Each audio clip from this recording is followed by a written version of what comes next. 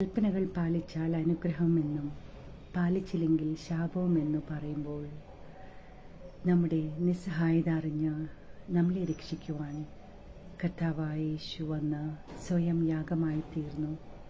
Hebrews 10:10 ഇപ്രകാരം പറയുന്നു, ആ ഇഷ്ടത്തിൽ അവൻ ഒരിക്കലായി കഴിച്ച ഏക ശരീരയാഗത്താൽ നാം വിശുദ്ധീകരിക്കപ്പെട്ടിരിക്കുന്നുവെന്ന്.